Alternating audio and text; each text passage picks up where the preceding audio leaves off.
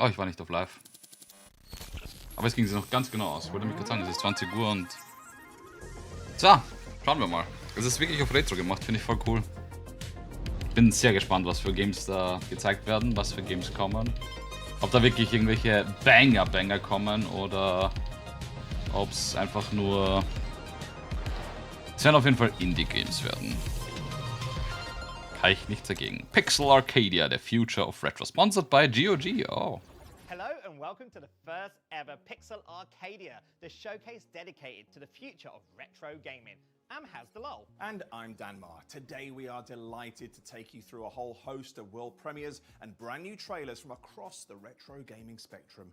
Whether you're interested in long-awaited re-releases of retro treasures, future classics inspired by the pixel art and chiptunes of yesteryear, or full HD remakes, we've got a little bit of everything in our opening show.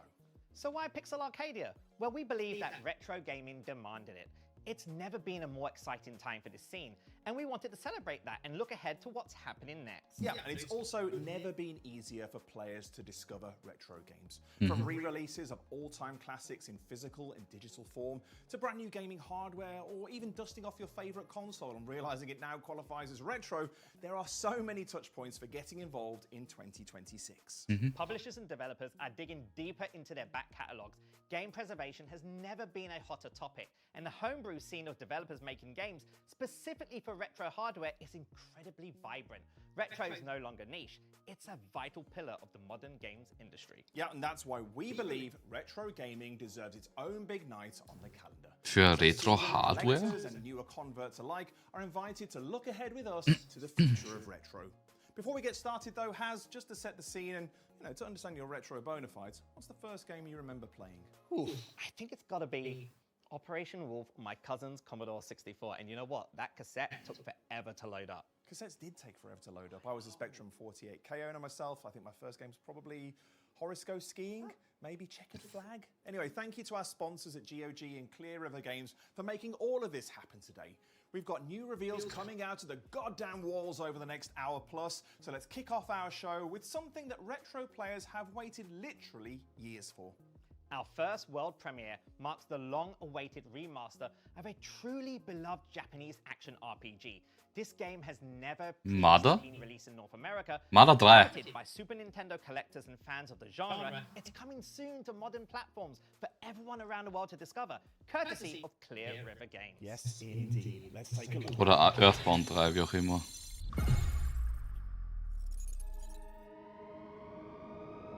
The planet possessed two souls. An external face and an internal face. Light side and dark side.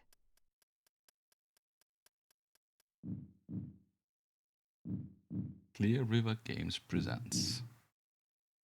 Terranigma, okay. Terranigma? Das gab's nicht bei uns? Oh, das Lied hört man gleich und es ist... Kenne ich aus SMW.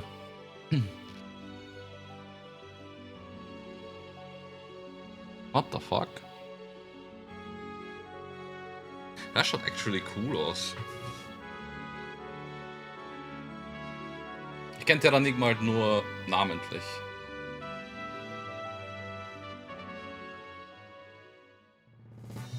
Aber die SNES-Ära war halt, was RPGs angeht, absolut Elite. Restore the continents. Resurrect the plants.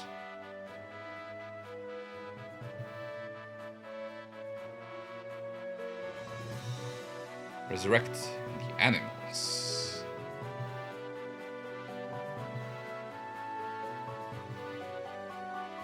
Resurrect humanity. Was heißt eigentlich Nigma oder Enigma? Ist nicht so ein absoluter Zustand?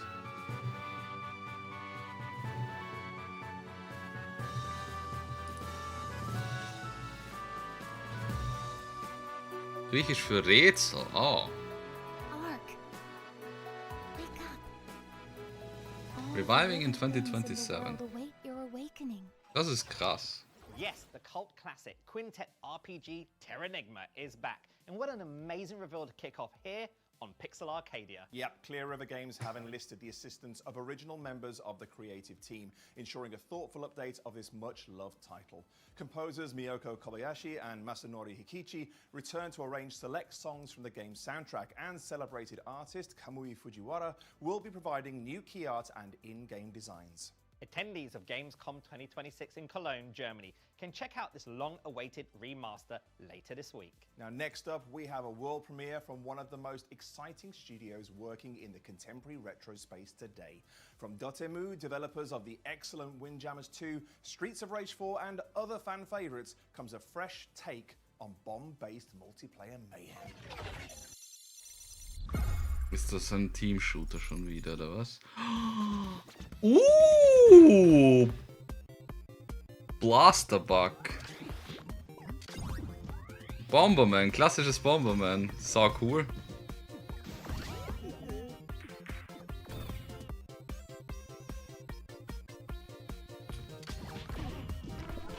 Oh, der, nicht nur klassisches.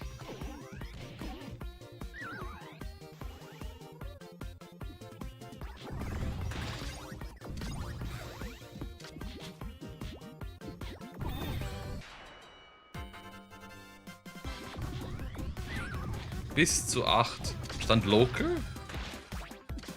Ich glaube, es stand Local. Wie soll ich an einem PC 8 Controller anschließen?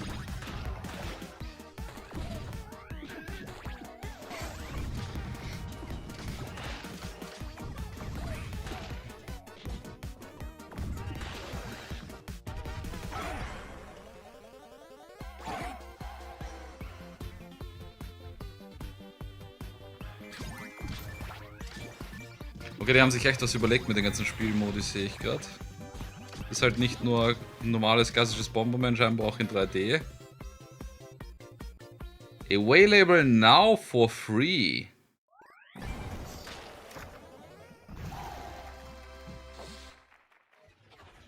Krass. This next world premiere brings an old NES favorite kicking and screaming into the modern day. If you've ever dabbled with the Nintendo Switch online library, this series might be familiar to you. With a visual style that combines the pixelated spirit of the original game with striking 3D backgrounds, this hack-and-slash adventure is just as fast and frantic as its predecessors. World Premiere. Ninja Jajamaru.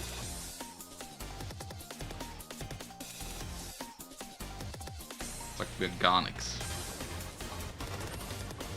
Okay, es ist einfach ein Survivor. Ist es? Oder ist es einfach nur ein Hack and Slash? Sie haben Hack and Slash vorhin gesagt. Yokai Night Parade.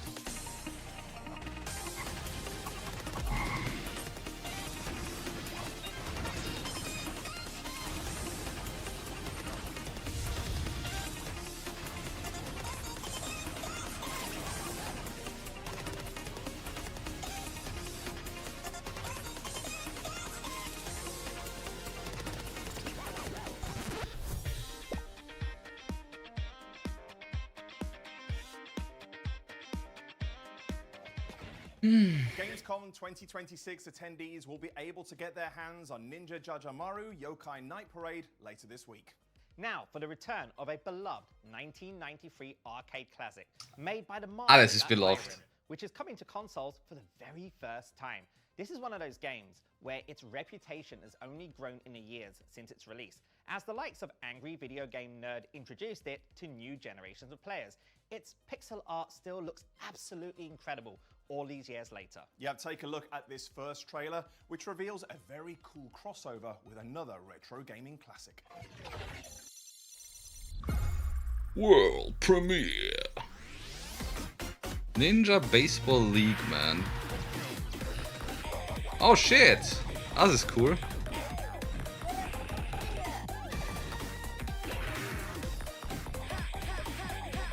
Ein Beat'em Up im Stile von Baseball. Das ist nicht so der Bad Boy, was ich gespielt habe. Oh, sogar ein Cheerleader ist dabei.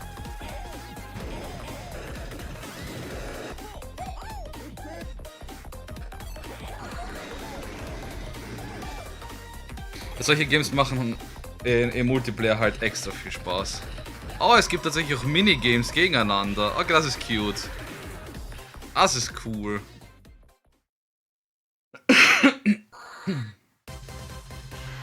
Lol.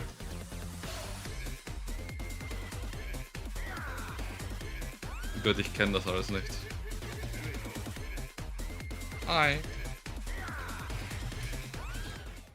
Clear River Games believes that games belong in your hands, whether we're talking about retro classics or great new titles, delivered digitally, physically, or as beautiful collector's editions. We're giving Pixel Arcadia viewers an exclusive discount code for their online store. Just head to shop.clearrivergames.com and use the code Arcadia to save 10% on your purchase. Save on physical game releases like Marvel Maximum Collection, Truxton Extreme, R-Type Delta HD Boosted, Taito Milestones 4, Trails in the Sky First Chapter, and many more. Clear River Games' ever-expanding lineup has something for all the retro players out there, so dive in and take a look. For this next game, how's this for a pitch? A pixelated isometric fighting game that takes its inspiration from 3D Hack-and-Slash classics like Isometric, so Metroid heißt das von Bayonetta. oben. It's Ich habe das vor perfect kurzem blend of modern gesucht. and retro. Yep, sold, take my money. The main character also has a chicken sidekick if you weren't already sold. This is the Was combo das? heavy Knuckle Power. Eine Show für Indie-Games. Hippo Flippo.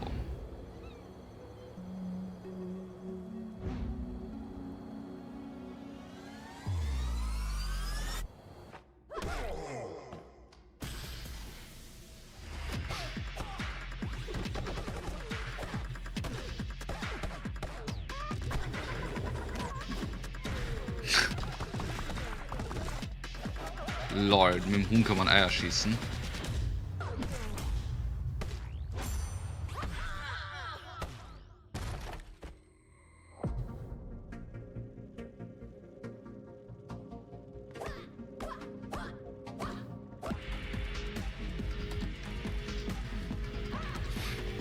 Ein Huhn als Sidekick ist irgendwie cool. Knuckle Paradise. Das Game schaut honestly ziemlich cool aus. Lol, einfach Infinite Combo. Drawing from the very particular aesthetic of the Game Boy Color era, Petal Runner is an open-world RPG set in the coastal metropolis. Gesponsert von Arte? War das gerade eben oder was? You play as a courier traveling a solarpunk world by bike. For anyone familiar with the games that visually inspired it, this warm and wonderful trailer will no doubt set off some nostalgic fireworks.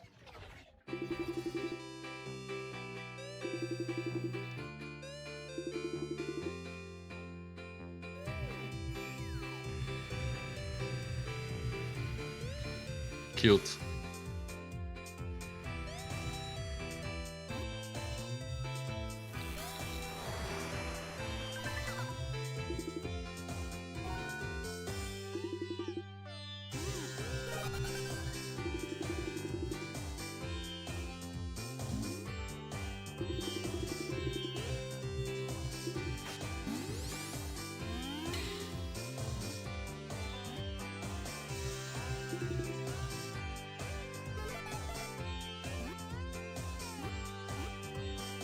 Bin jetzt schon zu Tode gelangweilt.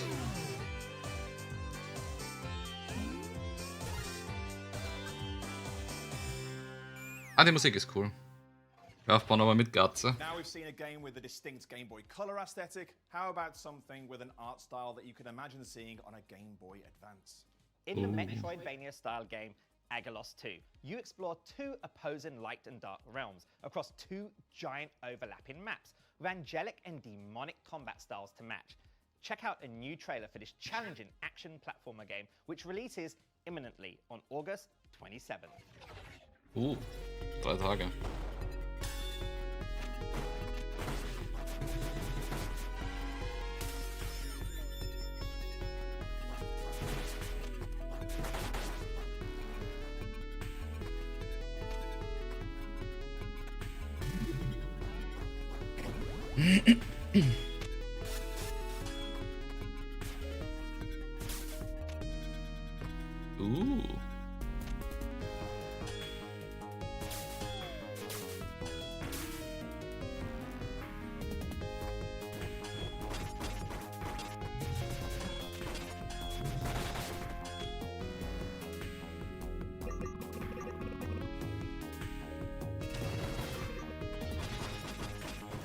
I am intrigued. I am fucking intrigued. Das schaut sau cool aus.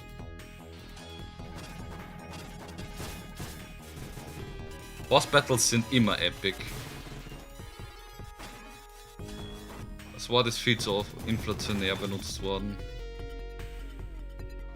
Agalos 2. This next game is a retro-inspired, bubble-based precision platformer that enables players to build and share their own levels with the community. If you've ever spent hours in Mario Maker crafting your Miyamoto-worthy masterpiece, this could be the game for you.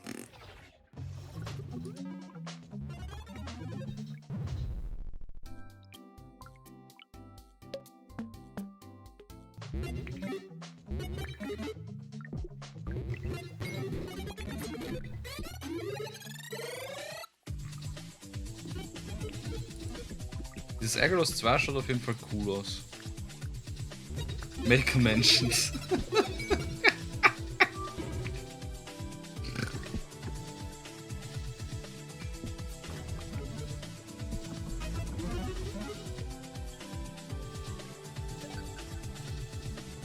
Oh, das war sehr celestic.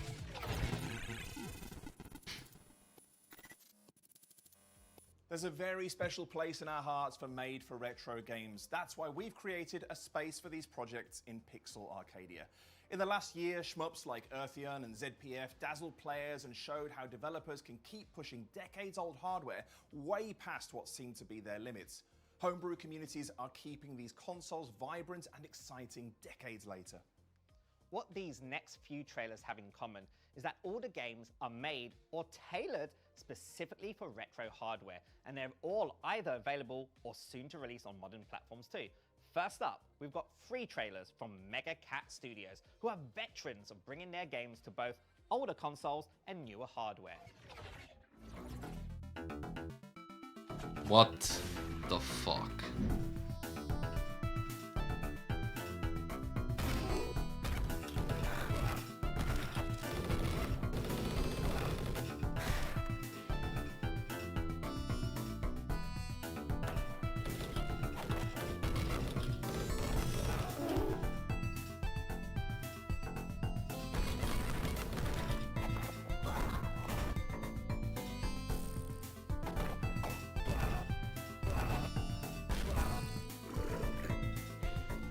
Lol, man kann sich sogar in irgendeine Echse verwandeln.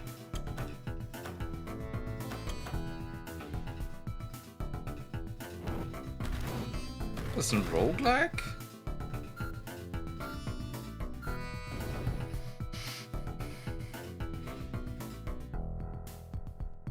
Lethal Wedding. Sega Genesis Mega Drive. Es ist wirklich für die alte Konsole rausgekommen.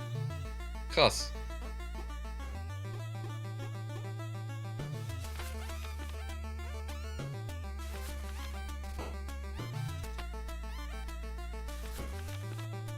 Der Song kommt mir vor, als ob er aus Castlevania ist.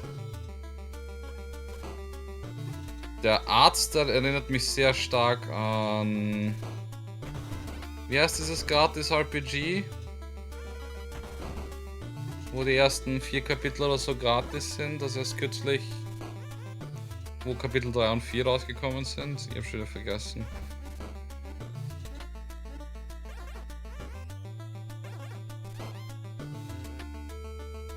Das hier ist einfach nur weird irgendwie. Echoes of the Unread. Nicht meins. Coming to the NES. Krass.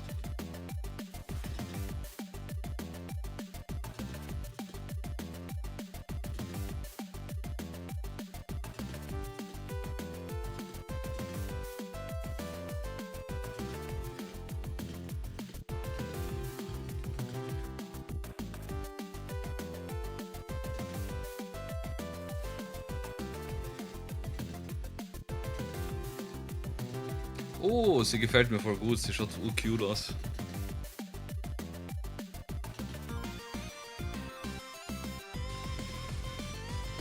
Die Musik ist saugeil. Josephine. Oh, das ist sehr megamanig. Sau cool. Oh, Walljumps. Für Inge gleich ein 10 von 10 Game. Phantom Gear. That's right, Echoes of the Undead is launching on October 15th. I cannot wait to get my hands on that. No, me neither. Next up, we have 2 games from Made for Retro specialists Full Set. Overserved is a competitive party game for up to 8 players. Gibt's sogar eine drawing Demo inputs from davon? the Bomberman games that exploded in the 16-bit era. Project Neon, meanwhile, is no doubt familiar to many of our viewers. Originally released on Neo Geo in 2024, this shoot 'em up will soon be available on modern formats for the first time. Yep, check out these new trailers for each game, which are coming to almost every platform you can think of, including the N64, Saturn, and Dreamcast.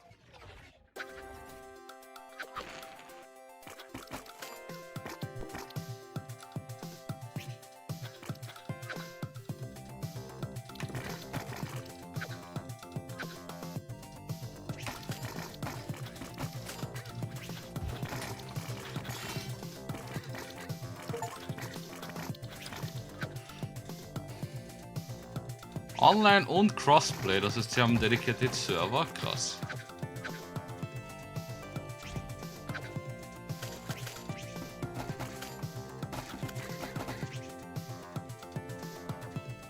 Cool.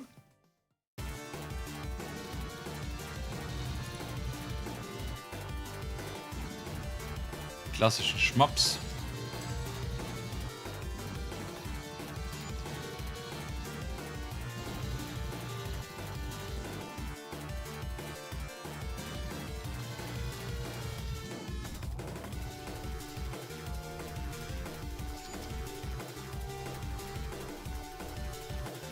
It's very, very addictive. I do recommend Project Neon. Tate.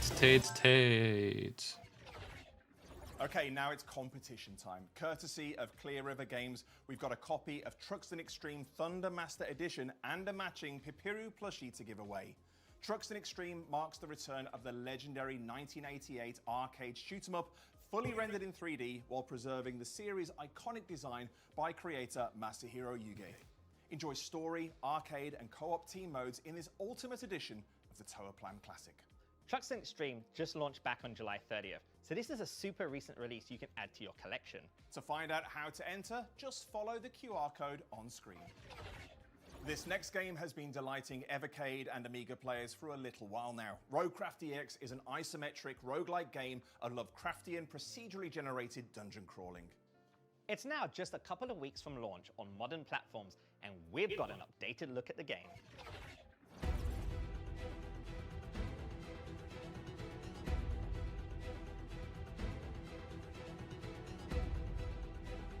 Badger Punch Games.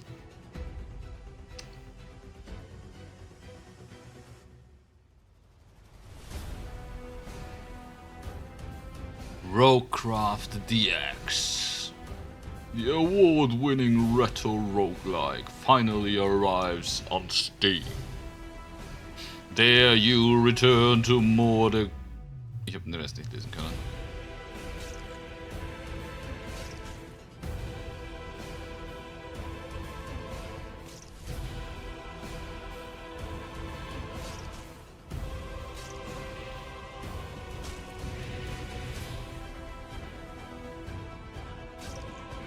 No rest for the wicked. Interessant. Schaut Finally, on the Made for Retro front, ganz we've cool got aus. a throwback fighting game that's soon releasing on Mega Drive and Genesis for the first time. Here's Pocket Bravery MD.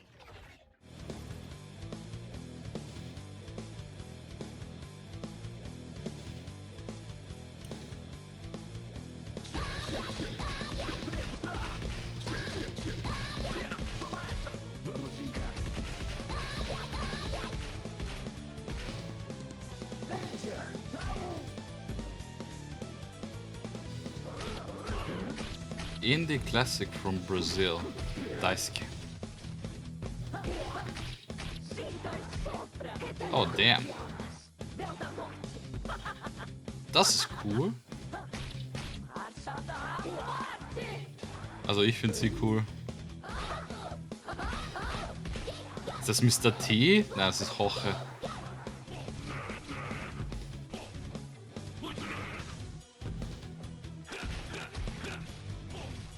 Ich mag die Soundeffekte nicht.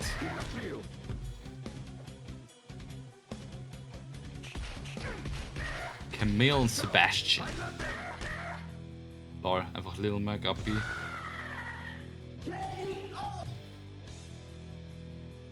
Coming soon to a cartridge near. The novelty of buying a new Mega Drive game will never wear off on me. Yeah, what a great selection of made-for-retro releases. Now, last year marked the return of 90s powerhouse publisher Acclaim, this time with a focus on brand new indie games. Today, we're delighted to present a selection of titles from their new lineup. If you're a fan of PS2 era snowboarding classics, you'll definitely want to see what's coming up next. Snowboard habe ich original nur 1080 gespielt. Auf meinem 64, das habe ich mir ausgeliehen damals. Oh, Acclaim kenne ich sogar, jetzt wo ich das Logo sehe. Der Name hat mir nichts gesagt, aber das Logo kenne ich.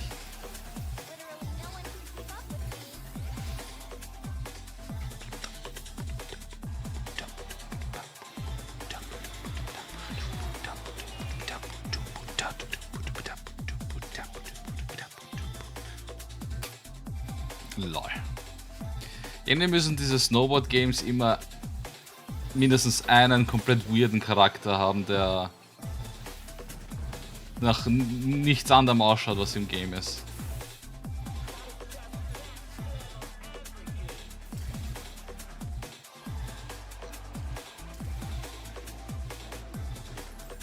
Ich bin erst wer hat das gebeten? Deltarune, danke, das meinte ich.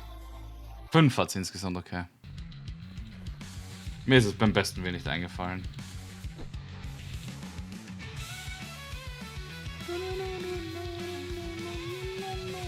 Gear up for Chaos! Das Spiel sagt mir jetzt schon gar nicht zu.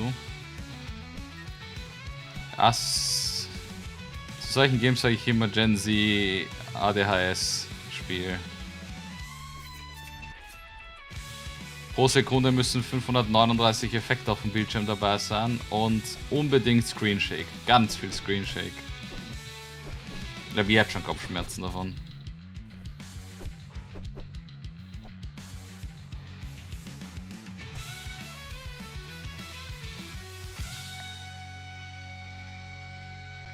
Nicht meins.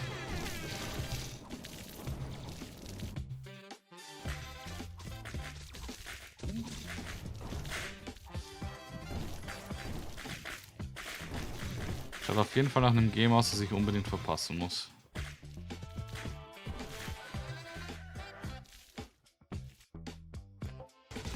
Ich bin mir sehr sicher, dass wenn dein Trailer schon laggt, dann würde ich mir überlegen, ob du das wirklich so releasen willst.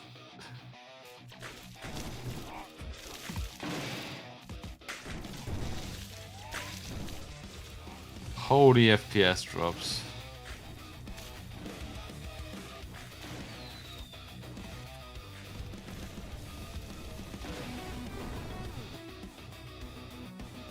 Ground Zero Hero. Sagst du so, dann startet dieses Spiel mit der MLG eher fantastisch. Mit den einfach Mobile Slot, der sich einkauft hat. Ich lieb's. Bist du nach Maker? Wie zum Fick kommst du auf sowas?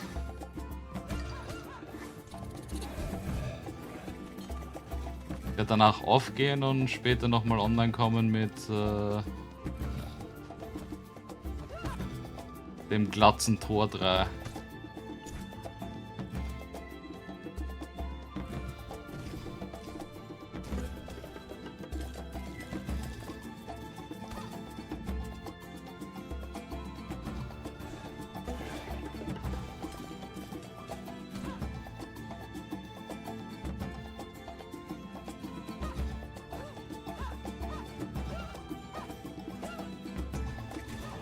Irgendwie gefällt mir das Spiel gar nicht.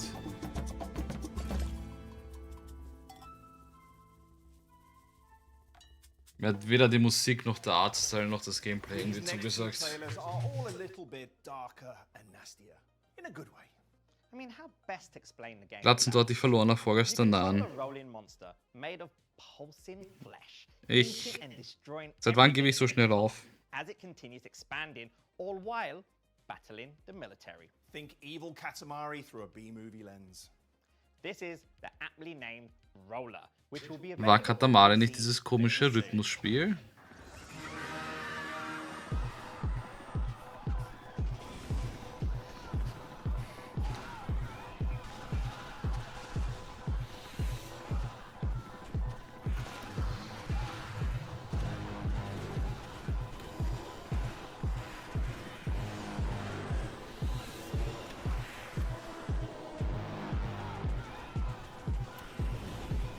Katamari ist genau das hier, nur in weniger Gore und mehr Wahoo. Katamari hat noch so eine Ball mit den Zeug ganz haben. Ah. Was war dann das Spiel, woran ich gedacht habe? Heißt das irgendwie Patapon oder so irgendwie? Die beiden verwechsel ich namentlich andauernd.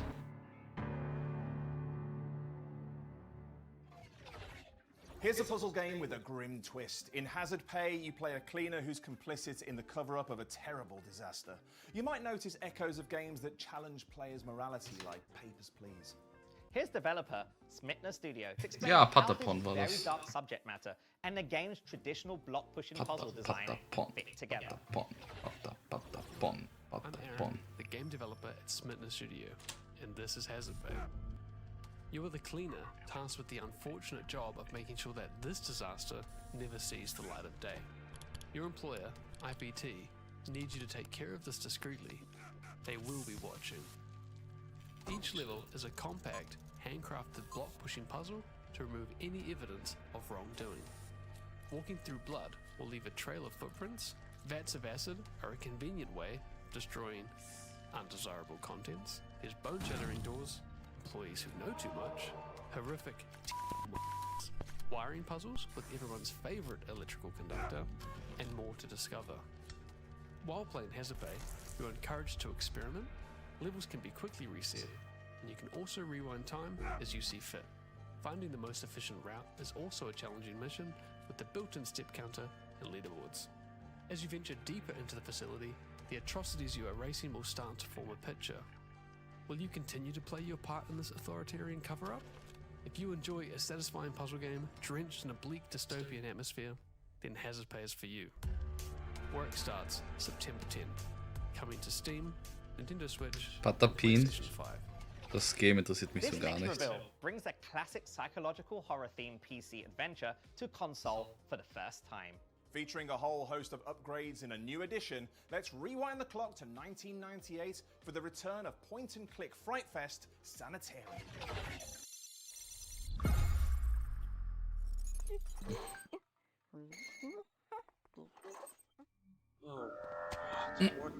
What's happening? What? I won't face your volcano or your god. Look.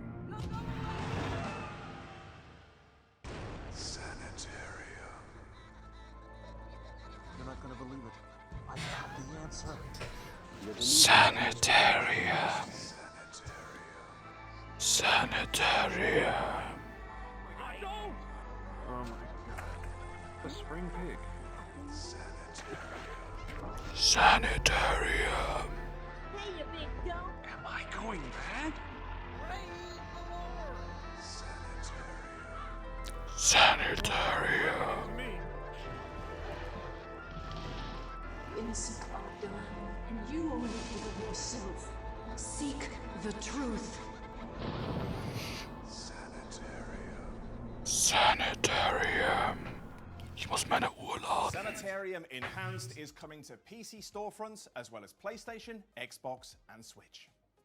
Now it's time to celebrate arguably the biggest advocate for retro gaming on PC. GOG has worked tirelessly over the years to make classic PC games DRM-free and compatible with modern systems, collaborating with publishers to bring long-forgotten ports back from the dead. They've even gone back and fixed ancient bugs and added controller support that wasn't there before for various releases. With its ever-expanding Good Old Games preservation program, the company stamps classic games that are guaranteed to run on modern PCs hassle-free and give players a great experience. Nein, das, was Here's GOG more wirklich about gemacht what hat, GOG is doing. sie gibt es schon seit was? 10 Jahren, glaube ich? Länger? Respektabel, wie viel sie da reingesteckt haben. Und wie sie sich entwickelt haben. Servers shut down, licenses expire, platforms change. Games you paid for stop working. At GOG.com, every game comes with an offline installer that you can download, back up, and play anytime without internet, without permission needed. Because buying a game should mean owning it. Our preservation program already preserves over 300 classic games. Visit GOG.com and rediscover the classics you love. GOG.com. Make games. Kann man auf GOG sich die Exe runterladen und irgendwo auf die Seite legen? Das wusste ich gar nicht. Was ziemlich geil ist. Das macht GOG noch besser. Later this year, they're bringing a whole host of PC cult hits back in a similar fashion, including games that players have been clamoring to see again for years. Ja, cool. Das war mir nicht bewusst. Ich habe sie jetzt schon seit so vielen Jahren. Ich habe ja auch Witcher 3 dort gekauft und dort gespielt. Ich habe einige Spiele dort. Deponia habe ich auch den ersten durchgespielt. Habe ich den zweiten erledigt? Weiß ich gar nicht. Ich habe einige Games. Ich habe mir dort auch Warlords, Battlecry 2 und 3. 3 habe ich damals nicht gespielt, 2 habe ich damals gespielt und habe ich jetzt endlich als Erwachsener durchgespielt. Hat super Spaß gemacht. Aber mir war nicht bewusst, dass man dort die Sachen einfach runterladen und zur Seite legen kann und sie so quasi absichern kann. Macht aber Sinn, weil deren ganzes Ding ist ja DRM-free und dass es jederzeit zur Verfügung steht. What the fuck am I watching? Damit werben sie wahrscheinlich ganz dicke mit. Ja, ist auch ziemlich respektabel, dass sie das machen. Und sie haben damit auch ein Alleinstellungsmerkmal, würde ich behaupten. Was ich auch cool finde am GOG-Launcher ist, dass man alle anderen einbinden kann und dass man so auf einmal die Übersicht hat, was man auf Steam, was man auf GOG, was man auf Amazon Prime, was man auf Epic Store, Ubisoft, EA und sonstigen Launchern hat. Man kann es natürlich nicht direkt alles von dort starten. Also man kann es schon starten, es startet halt die entsprechenden Launcher. Aber es ist sau cool, dass man dort irgendwie eine Möglichkeit hat, die gesamte Übersicht zu haben, wo man welche Games und beziehungsweise welche Games man insgesamt hat. Steam ist halt geil wegen der Achievements zum einen und zum anderen, weil ich weiß jetzt nicht, ob das bei GOG jetzt mittlerweile anders ist. GOG hat kein Cloud Save, oder? Theocracy, Warlord 4, Dark Earth, Soldiers at War, Pool of Radiance, Ruins of Myth Draenor, and Temple of Elemental Evil are all coming to Steam and GOG later this year. Now we've got a few games for you with more of a side-scrolling flavor. In the Transylvania adventure of Simon Quest, Dracula has already been slain by your vampire hunting rival. In this affectionate parody of 8-bit NES games that may or may not have Vania in the title, your job is to bring Dracula back to life, then kill him all over again. Here's a new trailer. Okay. Musik gefällt mir jetzt schon mal.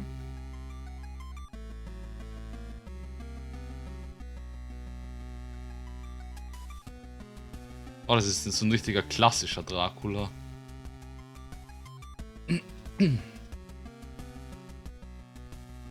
Transylvania Adventure?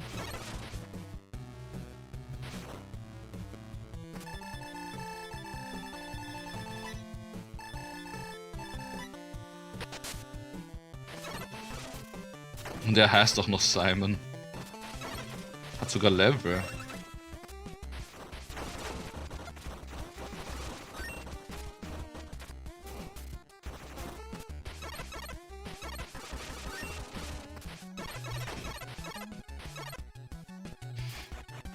LOL.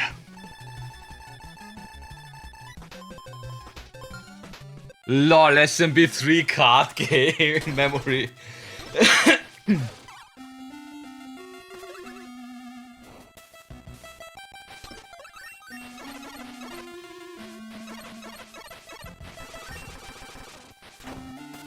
Aber 1,59, 1,20 Schaden machen finde ich auch sehr interessant.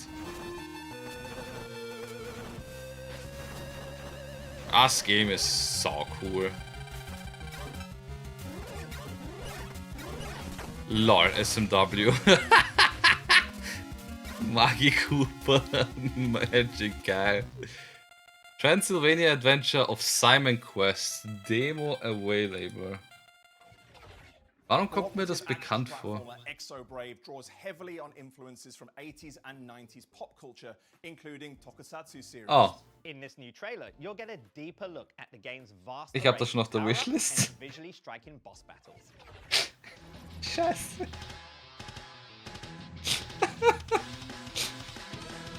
Ja, fuck me, würde ich sagen. Habe ich die Demo schon gespielt? Schauen wir gleich mal. Ne, die habe ich noch nicht gespielt.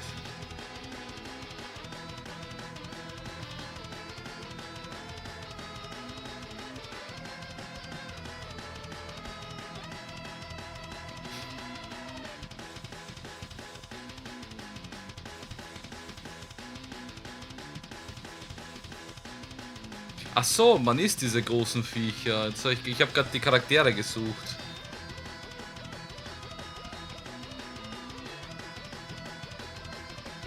Also solche Games habe ich als Kind extrem gefeiert. Local Co-op, sich an den Super Nintendo setzen oder N64, Gamecube, whatever. Sau cool, solche Games. Ich meine, jetzt haben wir online, was natürlich auch funktioniert. Project Sentinel, you play a cybernetic, anthropomorphized lion cop, bringing order to the dystopian metropolis of Storm City. Gibt's Cloud mir mittlerweile auch Achievements, aber nicht bei jedem Game. Fair. And placing them under arrest. You will even be tasked with rescuing civilians too. Everyone else is probably getting gunned down though. Find out more in this trailer.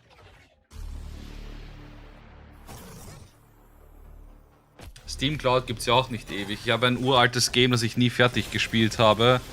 Und wo ich das Save-File halt verloren habe, weil mir der PC damals eingegangen ist, die Festplatte. Deswegen habe ich es auch nie fertig gespielt. Schade, dass es damals nicht schon Cloud Save gab.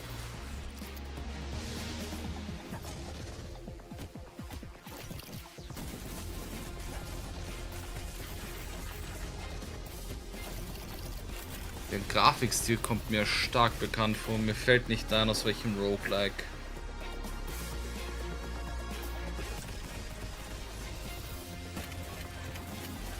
Ich habe zu viele Games gespielt. Ich kann mich an die ganzen Namen nicht mehr erinnern.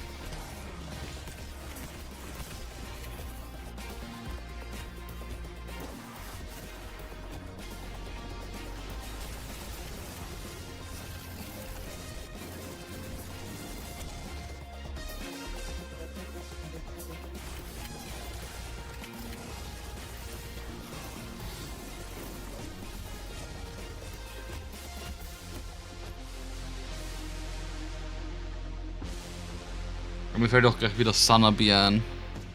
Sanabi ist so ein gutes Game. Inspired by the early 90s animated show of the same name, itself loosely based on the Troma Toxic Avenger movie, Toxic Crusaders is a retro-themed beat-em-up for up to 4 players that serves as a sequel to the original series. This game is set to continue what's been a terrific few years for this particular retro genre, and fans of the Tromaverse will find plenty of deep-cut references to enjoy in this one. Yep, and you get to hit enemies with a sentient mob. What could be better? End of the line, Toxic Crusaders. The tables have turned. Das ist Shredders Stimme, Alter. It's cleanup time.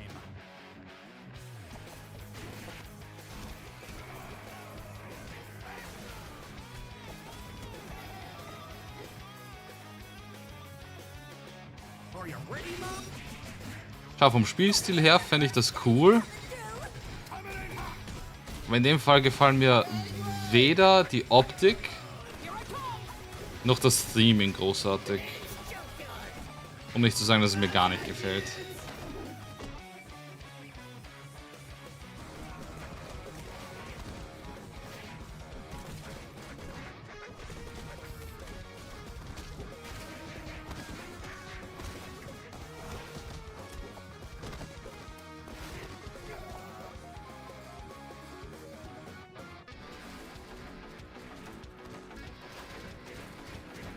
Dr. Kill Me Off.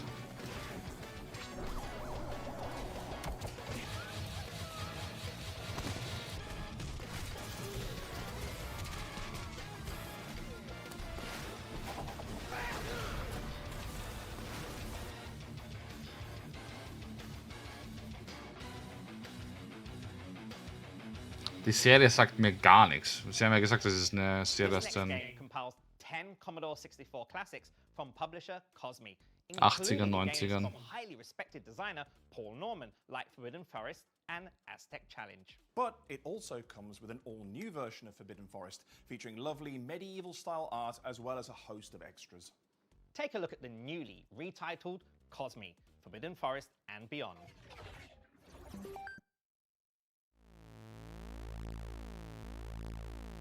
Okay, da fange ich damit schon nichts an.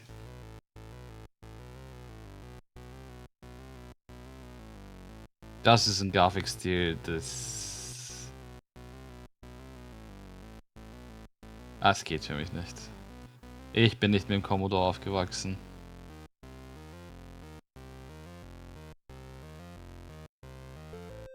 Was mir nun mal wieder auffällt, so wie schon sehr lange, es gibt kaum bis gar keine Plattformer. Obwohl gerade Retro für Plattformer bekannt war, würde ich behaupten. Und mir würde nicht einfallen, dass ich auch nur einen einzigen Plattformer heute Abend bis jetzt gesehen habe. Wir hatten sehr viele Schmaps. Ein paar Metroidvanias.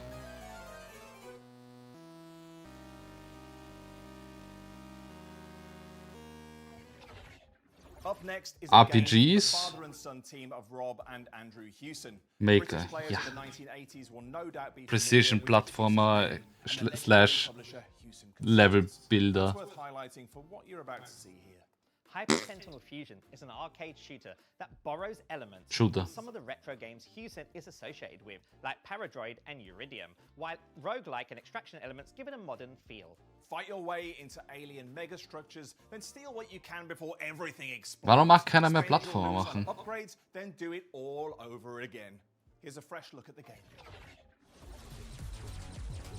Pilot your sentinel, child. To land, you must first shatter our enemy's defenses. Deploy your hyperdroid into the bowels of their installation. Steal what they have stolen and outrun the chaos you have wrought.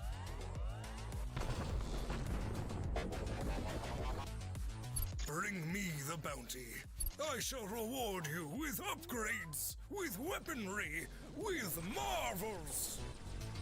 And when you fall, and you will fall, child, my Huxley flings your soul across dimensions. to start the fight again. Nicht so meins. Valhalla made real. So gar nicht meins. Strike Da war ein every Korgi, 10 von 10 dreadnought, Game. Every system, every world the alienoids dare touch. You are humanity's last hope. God must long for the day I die. Ich meine, es schaut in Ordnung aus, aber nicht so meins. Es wird schwer mit Plattformen rauszustechen, befürchte ich. Back in 2021, a resurgent Microprose brought back one of the best 80s computer games with a completely new sequel for PC. Now, players on console will get to experience it too, combining real-time strategy and more granular control of individual units. This is Carrier Command 2.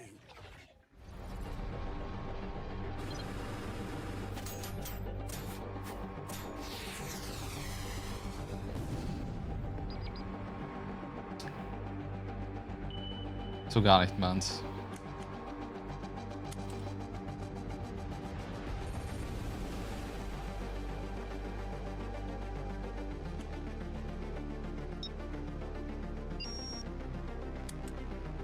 Oh, das ist so richtig realistisch. Wo man in den Fahrzeugen wirklich die richtigen Schalter, Hebel und sonstiges machen muss, damit man... Ja, es ist einfach ein Simulator eigentlich. Habe ich auch nur irgendeinen Simulator jemals gespielt? Ich glaube nicht.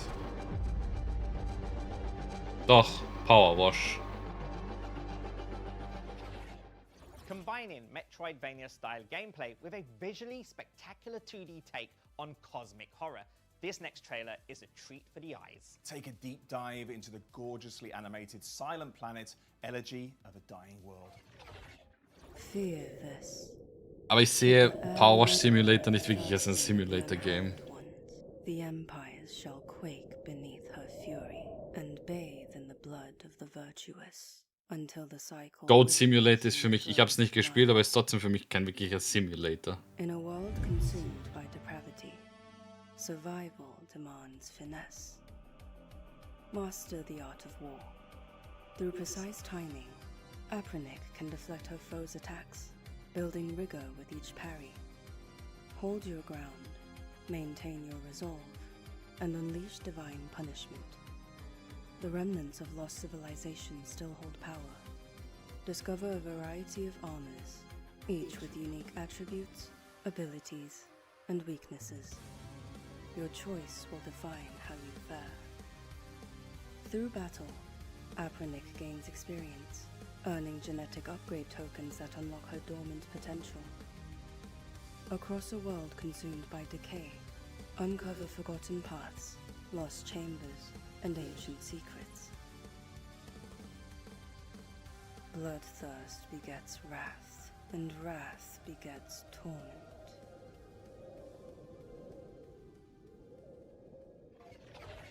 Set on a doomed submarine in the 70s, Heavy Metal Death Can borrows from the fixed camera perspective survival horror games that put the genre on the map during the original PlayStation. Das schaut fucking cool aus. Your crewmates have been possessed. Q2 27.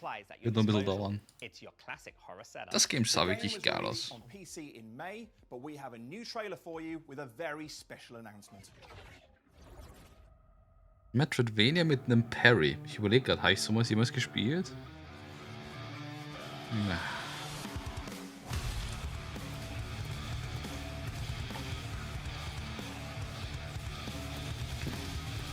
Resident Evil auf einem Boot.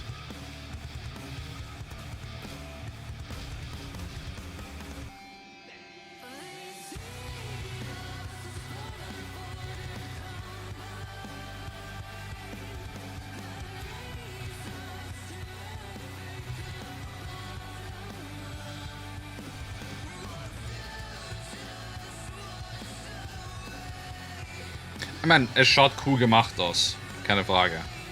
Wieder absolut nicht meins. Heavy Metal Death Can. Passend zur Musik.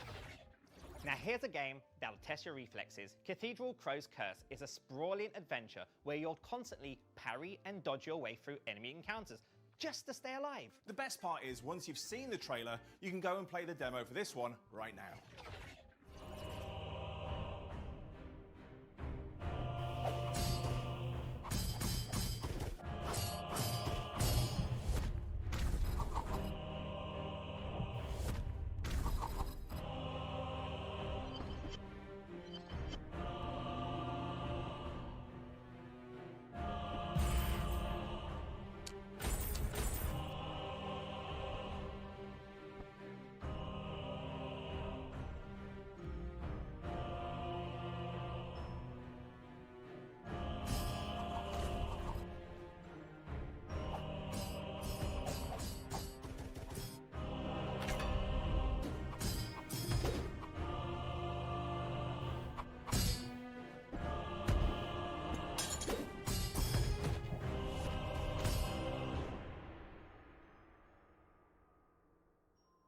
Geiler Shit. Alright, how about another world premiere? Inspired by the NES versions of classic adventures like Shadowgate, Deja Vu, and Uninvited, 2018's Infested was a point-and-click game about surviving on a ship using scant resources and by exploring the environment around you. Now we're delighted to give you the first look at its much-anticipated 16-bit remake, Infested DX. Das Game sah so geil aus, allein die Animation mit dem Dagger. Ich hasse Scanlines. Ich weiß schon, sie wollen damit zeigen, dass es alt ist. Ich hasse diese Scanlines. Ich mag sie einfach nicht.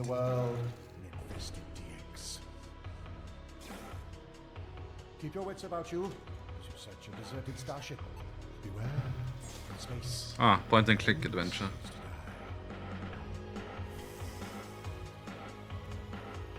Search every room. Arm yourself with knowledge and weaponry. Can you survive against this abominable onslaught?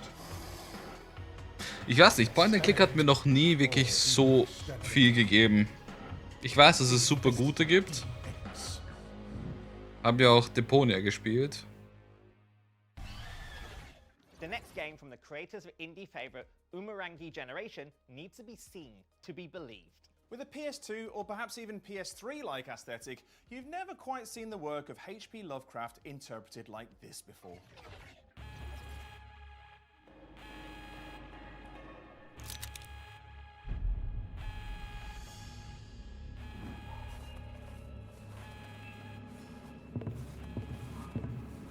Ja, nein.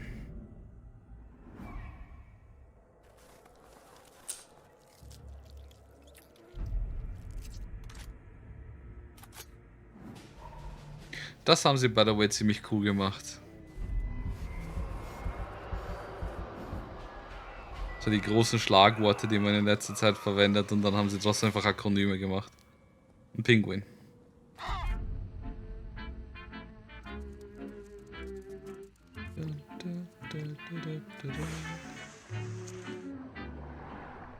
I don't wanna set the world on fire.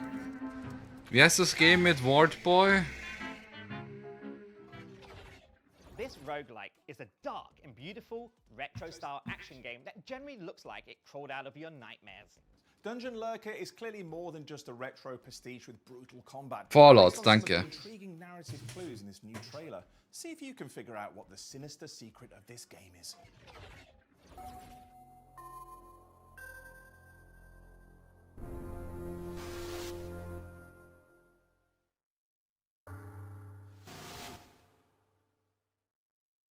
Ich hab Roguelike gehört.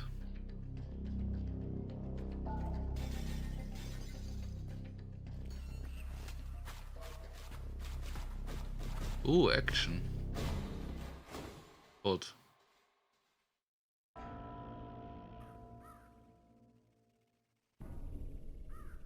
Chetao.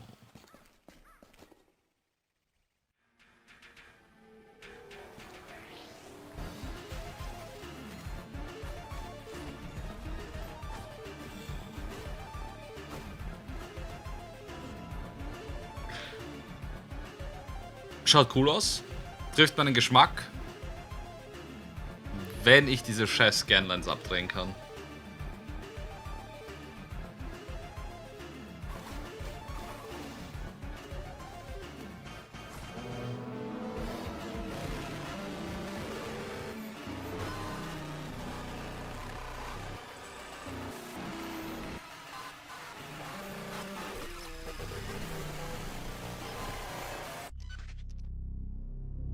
Dungeon Lurker.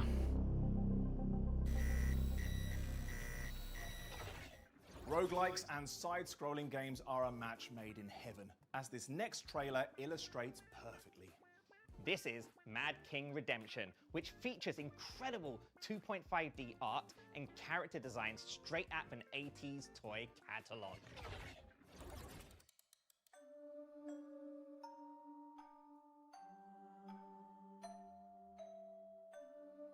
Das ist so ein 2,5D Game.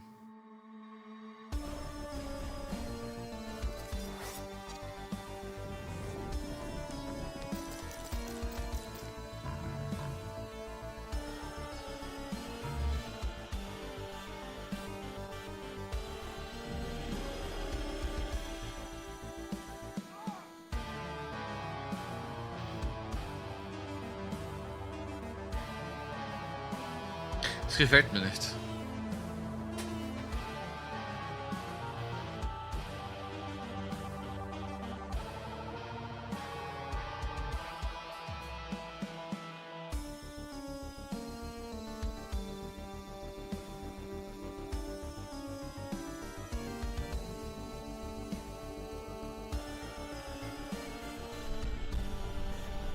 Als Neugier erwägst du es, in deinem Leben jemals eine PS5 oder sonstige Sony-Konsole zu kaufen? Zum derzeitigen Zeitpunkt nein. Mad King Redemption. Die einzige PS-Konsole, die ich je gekauft habe, war die 3. Die steht im Wohnzimmer. Die ist 99% Blu-ray-Player gewesen. Und ich habe hier die 4er stehen von meinem Bruder, weil er sich die 5er geholt hat. He-Man and the Masters of the Universe Dragon Pearl of Destruction, which is coming soon to PlayStation 5, Xbox Series X and S, Nintendo Switch and Steam. You're about to see the game's first level in action with developer commentary. Jetzt noch bis zuletzt der Weg gehabt, aber nee. Ich habe die letzten Aussagen von PlayStation mitbekommen und das, was sie gemacht haben. To an extended look at the first level of He-Man and the Masters of the Universe, Dragon Pearl of Destruction. Ich habe He-Man als Kind ein paar Mal gesehen. Betonung auf ein paar Mal gesehen. Ich bin nicht der größte He-Man-Fan. That serves as a love letter to Masters of the Universe fans worldwide. From large, hand-drawn sprites and fluid animations to richly detailed backgrounds, every frame is packed with nostalgic details and hidden Easter eggs.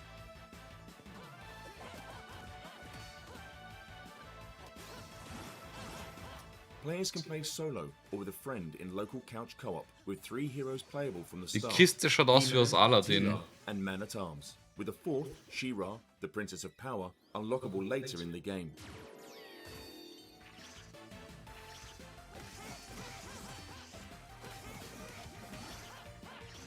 Das Game schaut cool aus. Each of these characters have their own strengths and abilities and feature unique movesets. Learning when, where, and how to execute these abilities will be crucial to defeating Skeletor's forces.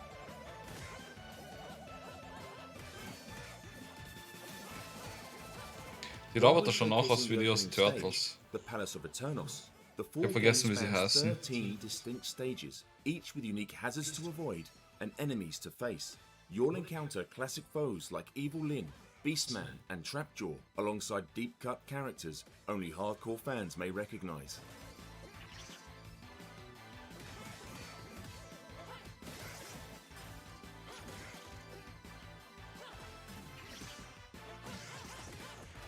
To keep things spoiler-free, let's jump straight to our first end-of-stage boss, Trapjaw.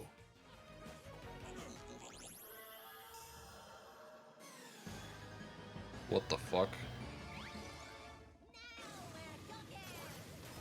Now we're cooking. Each boss will have their own varied set of moves and attack patterns that require learning and precise timing to counter. So don't forget to use your block button.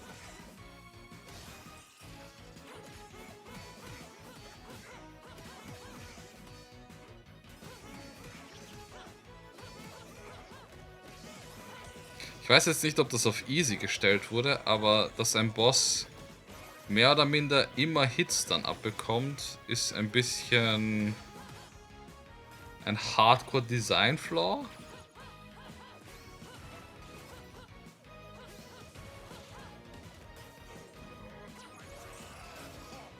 Weil der Boss hat Now, literally Jackdaw may be down, but something tells me we haven't seen the last of him. 3-mal Thank you for geschossen. joining us for this Die restliche exclusive Zeit war er im preview. Hitstun. He-Man and the Masters of the Universe Dragon Pearl of Destruction launches in early 2027.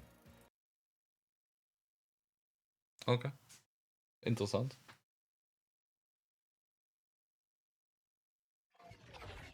As someone who still counts Castle Grayskull as one of their greatest Christmas presents ever, I may just have wishlisted that while the trailer was playing.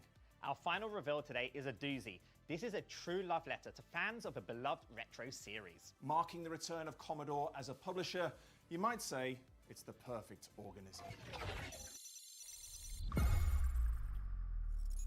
Hello, Perry Fractic here, Chief Joystick Wangler and CEO of Commodore. Speaking of joysticks, it's been a very busy August for Commodore. It's only been a few weeks since we launched this, the brand new classic 9-pin TAC2 joystick. And now, we're pleased to present a collection of some of the best games from the Commodore Amiga era coming to modern platforms for the first time. Yep, it's time for a whole new generation to experience the pleasures of blasting through alien-infested space station corridors with a trusty plasma rifle, or the panic of racing against the self-destruct timer as you try to make your way to the escape shuttle. Can't remember if I brought my cat on board or not.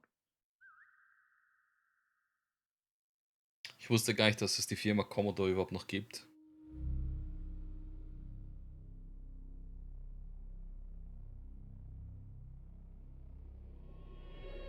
Team 17! Die sind auch mittlerweile überall wie Devolver.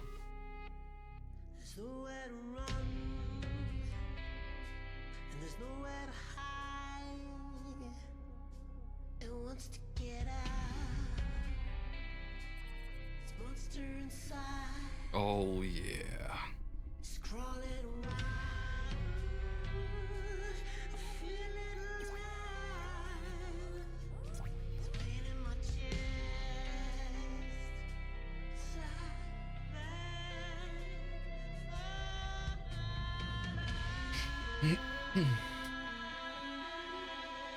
Alien Breed 35th Anniversary.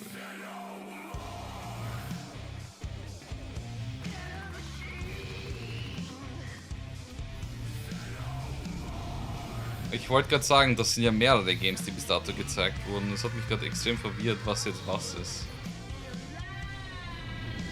So Boomer-Shooter sind derzeit richtig beliebt. Ich überlege gerade, ob ich irgendwelche gespielt habe in letzter Zeit. Ich habe eigentlich nur Demos von Boomer-Shootern gespielt. Und halt die OG Boomer-Shooter. Doom 1, 2 und 64.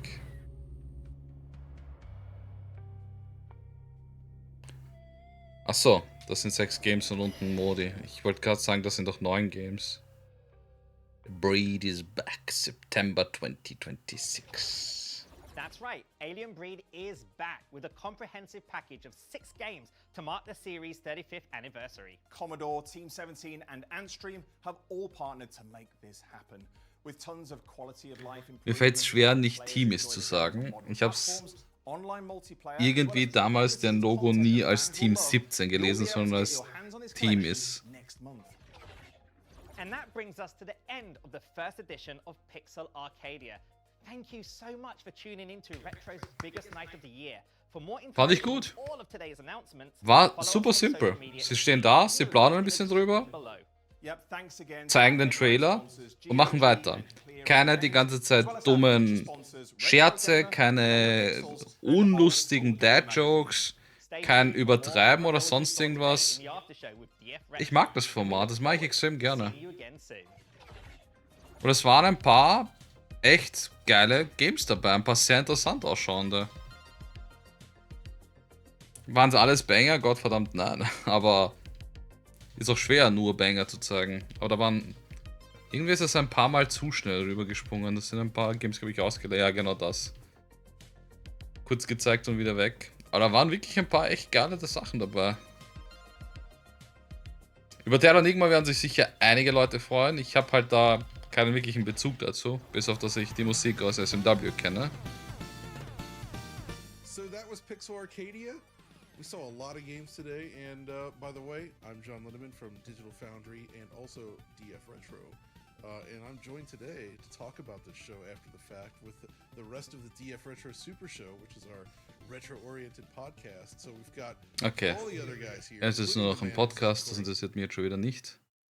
Schöne Art für einen Rückblick. Ja, das definitiv. Nur ich würde das Durchscrollen ein bisschen langsamer machen. So diese 2 Seiten, also so wie die alten Hefte, die bei den Spielen dabei waren. Und halt, keine Ahnung, 5 Sekunden halt von mir aus. Und nicht, dass es variiert. Manches wird für 2 Sekunden gezeigt, manches für 1 Sekunde, manches wird nur für einen halben Frame gezeigt.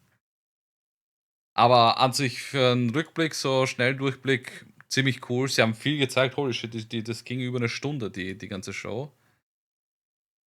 War solide. Hat mir echt gut gefallen. Und ich habe ein paar neue Demos runtergeladen. Ich habe ein paar Sachen auf die Wishlist gepackt. 1, 2, 3, 4 Demos heute? Nein. 1, 2, 3 Demos habe ich heute runtergeladen. Ja, haben wir 3 Demos mehr. Also super. Bin gespannt. Jo, das war's für jetzt einmal mit mir. Ich werde später Stunde, 1,5 Stunden, Pi mal Daumen, wieder zurück sein und dann spielen wir Baldur's Gate 3. Dann versuchen wir den großen Goblin Raid noch einmal und eventuell noch einmal und eventuell noch einmal, bis wir vielleicht nicht ganz andauernd Arschwürfel würfeln und den Kampf auch schaffen können, ohne